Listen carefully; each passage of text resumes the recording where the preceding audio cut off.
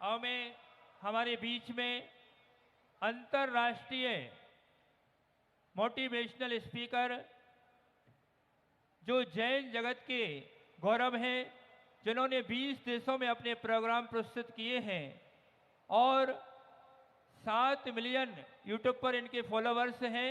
इन्होंने 8 पुस्तकें लिखी हैं जो 12 भाषा में प्रकाशित है। ऐसे हमारे उज्जवल पाटनी जी दुर्ग से हमारे बीच में हैं। मैं उनको आमंत्रित कर रहा हूं कि वे अत्यंत संक्षिप्त में अपने पूज्य गुरुदेव के प्रति अपने भावों की अभिव्यक्ति करेंगे। श्री उज्जवल जी पाटनी, और इनके नाम से उज्जवल पाटनी के नाम से यूट्यूब चैनल भी है जिन पर ये संपूर्ण अपने कार्यक्रम उस पर लोड करती हैं, आप सुन सकते हैं। और गुरुदेव के प्रति उनकी आस्था है, विश्वास है और हमेशा वो समर्पित रहकर के पूज्य गुरुदेव के चरणों में आते रहते हैं। ऐसे हमारे अंतर्राष्ट्रीय मोटिवेशनल स्पीकर जिनका 3 गिनीज बुक विश्व रिकॉर्ड में भी नाम अंकित है, ऐसे उज्जवल जी पाटनी को मैं आमंत्रित करता हूं कि वे अपनी भावनाओं को पूज्य गुरुदेव के श्री चरणों में अर्पण करेंगे। उज्जवल जी पाटनी जी दुर्ग।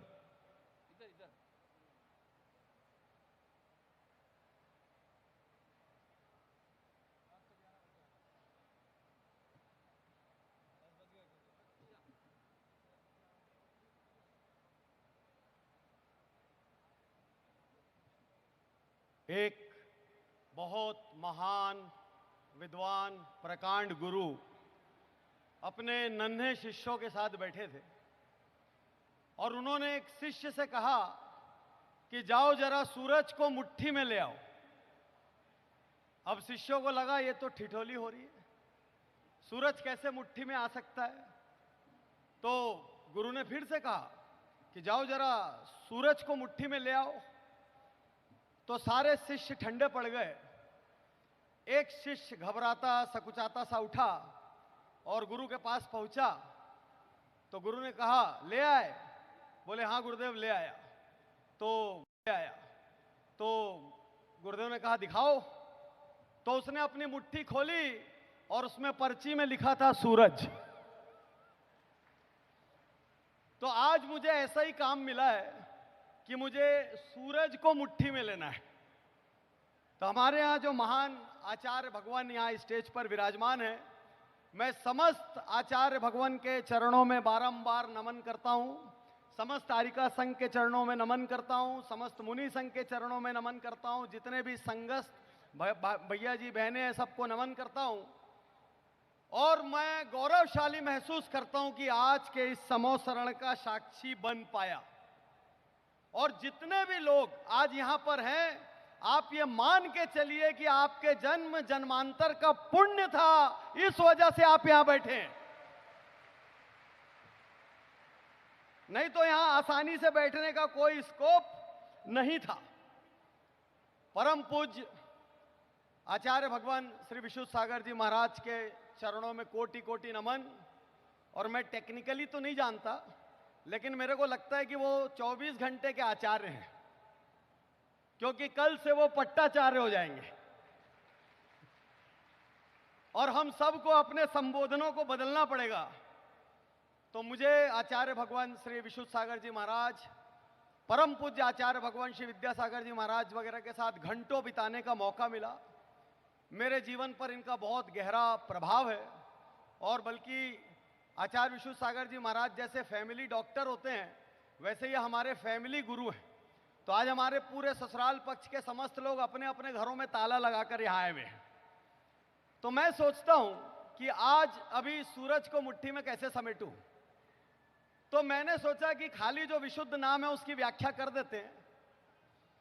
तो मुझे ऐसा लगता है कि विशुद्ध का जो पहला वी है, क्योंकि बहुत लंबा लंबा बोलूंगा, फैला के बोलूंगा, हम तो अपने स्टेज पे घंटों बात करते हैं, आज यहाँ समय की मर्यादा है तो कुछ अक्षर याद करके निकलते हैं यहां से। तो विशुद्ध का जो वी है, हिंदी में वी, मेरे को ऐसा लगता है कि जो परम पूज्य विशुद्ध सागर जी महाराज के गुरु थे, उनको एहसास था कि मेरा एक शिष्य आगे जाकर इतना बड़ा बनेगा। उनको यह एहसास था, क्योंकि गुरुओं को आभास हो जाता है और इसीलिए इनको नाम दिया गया विशुद्ध। अब बात को समझना, शुद्ध शब्द अपने आप में संपूर्ण है, शुद्ध के ऊपर कुछ हो नहीं सकता। तो शुद्ध के ऊपर वी ऐड करने का मतलब क्या था? मतलब वो विशुद्धता जिसके आगे शुद्धता को भी मापना पड़ जाए, वो विशुद्धता है विशुद्ध सागर जी महाराज।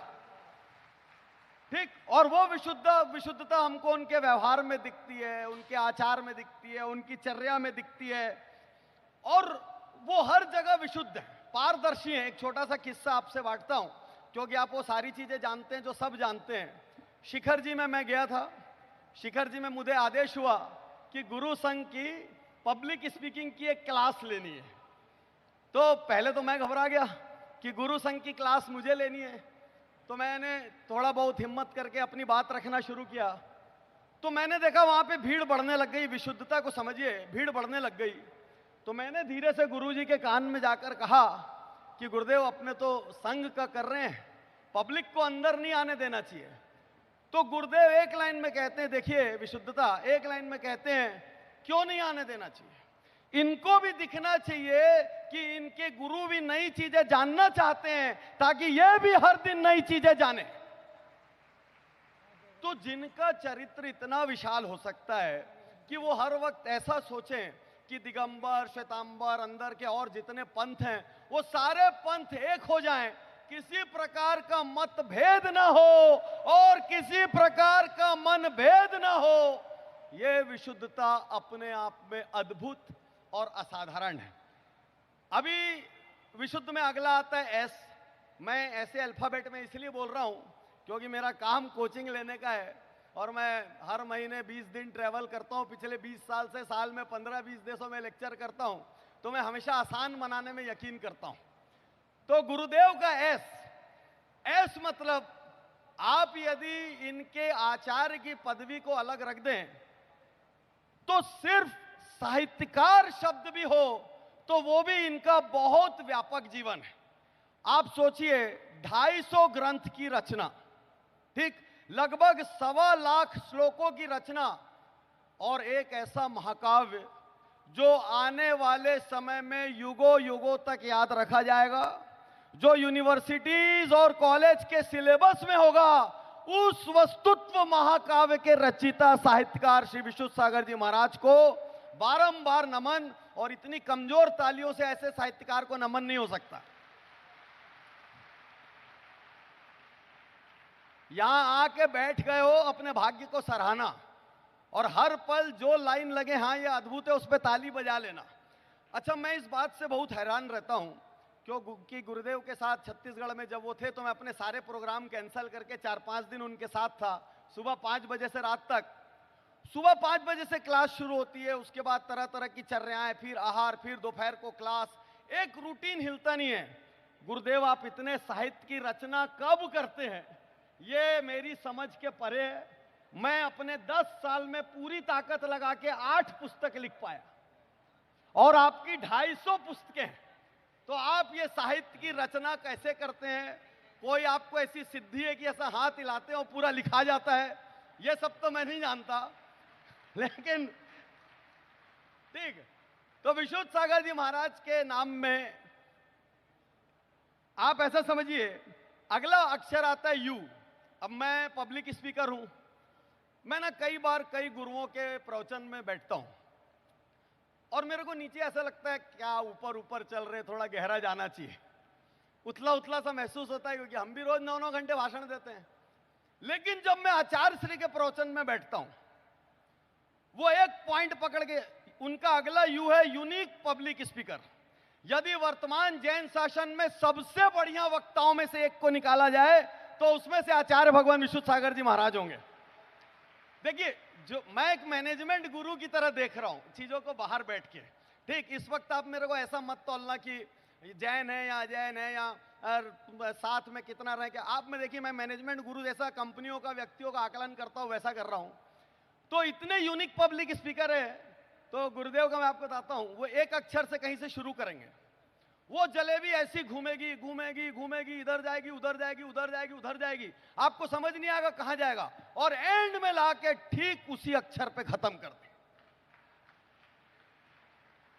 मतलब कई बार मैं प्रवचन सुनता हूं, मेरे को ऐसा लगता है भटक गए सबके प्रवचन, लेकिन गुरुदेव की गाड़ी जहां शुरू होती है एग्जैक्ट वहीं खत्म होती है। आप सब सहमत है मेरी बात से? ठीक। और मजे की बात, आप हिल भी नहीं सकते और सांस भी नहीं ले सकते, वो कब किसका नाम ले देंगे और कब किसको खड़े कर देंगे।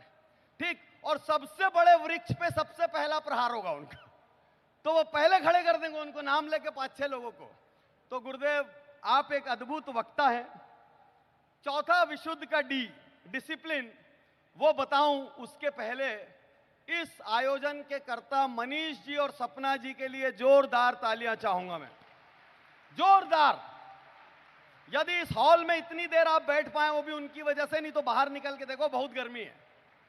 तो मैं हमेशा साल में बड़े बड़े धर्मों के संगठनों के प्रोग्राम में जाता हूं, और बुरा मत मानना, मेरे मन में हमेशा ऐसा लगता था कि यार जैन प्रोग्रामों में ना मैनेजमेंट तगड़ा नहीं होता, बहुत वीक मैनेजमेंट होता है।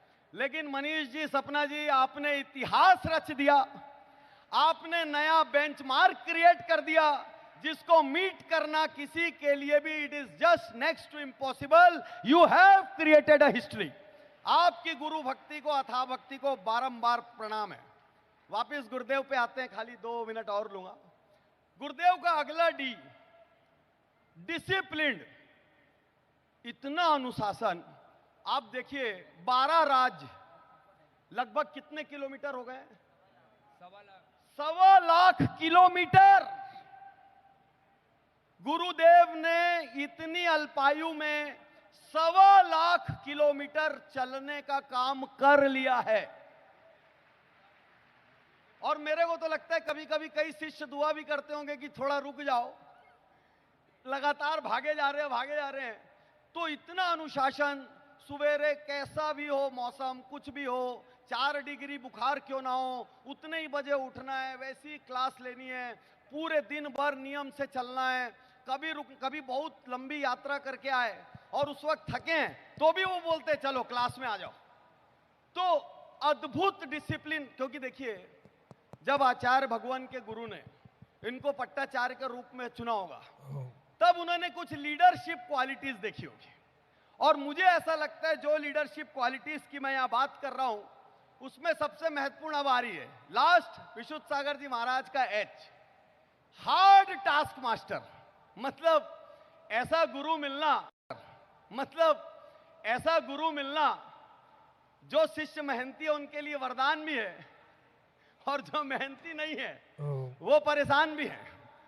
तो ऐसे गुरु जो सुबह कैसा भी मौसम हो क्लास लेते हैं, दोपहर को कैसा भी मौसम हो क्लास लेते हैं, किस शास्त्र के अंदर से कौन सी चीजें बोल देंगे, कौन सा सवाल पूछ लेंगे, कोई नहीं जानता। और मैं इनकी पब्लिक स्पीकिंग का सबसे बड़ा फैन क्यों हूं? ये पूरी स्पीकिंग के दौरान पता नहीं कितने शास्त्रों से क्या क्या चीज का उद्धरण करते हैं। तो इनके जैसा हार्ड टास्क मास्टर के नीचे जो भी शिष्य होते हैं, जितने भैया जी यहां बैठे हैं, आपने बहुत सारे पुण्य किए थे, इस वजह से आपको ऐसे गुरु की प्राप्ति हुई। और हमने बहुत सारे पुण्य किए थे, इस वजह से आज यहां पर हम इनको सुन पा रहे हैं। तो मैं अंत में कुछ सेकंडों के लिए भविष्य वक्ता हो जाता हूं, और मैं चाहता हूं आप जोरदार तालियां बजाते रहें, क्योंकि मैं आपको बताने जा रहा हूं गुरुदेव कौन कौन सा रिकॉर्ड बना के जाएंगे। क्योंकि बहुत अल्पायु में गुरुदेव अब इतनी बड़ी पदवी पर आ चुके हैं, सारी दुनिया इनको देख रही है। मुझे ऐसा महसूस होता है आने वाले समय में सबसे ज्यादा पंच कल्याणक करवाने वाले आचार्य भगवान विशुद्ध सागर जी महाराज होंगे। अच्छा, वो पंच कल्याणक करते साथ अगले दिन विदा हो लेते हैं, तेरा तुझको अर्पण। जो है बचा हुआ बोलो भाई, जो है सो है। तो ये वाला डायलॉग मैं भी कई लेक्चर्स में देता हूं, गुरुजी का थोड़ा थोड़ा चोरी करके मैं भी अपने लेक्चर्स में यूज करता हूं। और मैं आपको रिकॉर्ड बता रहा हूं, सबसे लंबी पद यात्रा यदि कोई जैन गुरु और जैन संघ करेगा तो वो यही संघ होगा। क्योंकि इनका कोई मोह नहीं है, 100% वीतरागी वैरागी, बस निकल पड़ते हैं। तो तालियां कम हो रही है, मैं आपको सबसे बड़े रिकॉर्ड का अनाउंसमेंट दे रहा हूं। आप ताली रोको मत, मैं करते करते बोल दूंगा, ताली मत रोको, ठीक? सबसे ज्यादा साहित्य मैं आज यहां पर मानता हूं। जिस तेजी से आचार्य श्री साहित्य की रचना कर रहे हैं, मुझे ऐसा लगता है आने वाले 1000 सालों के लिए जैन समाज को साहित्य की सबसे बड़ी धरोहर कौन देगा? कौन देगा? जोरदार तालियों के साथ अनुमोदना करेंगे। और अंत में एक और लाइन इनके रहते हुए, लास्ट लाइन है, अंत में एक और लाइन, इनके रहते हुए कभी हमको गुरुओं की कमी नहीं होगी, क्योंकि आने वाले समय में सबसे बड़ा संघ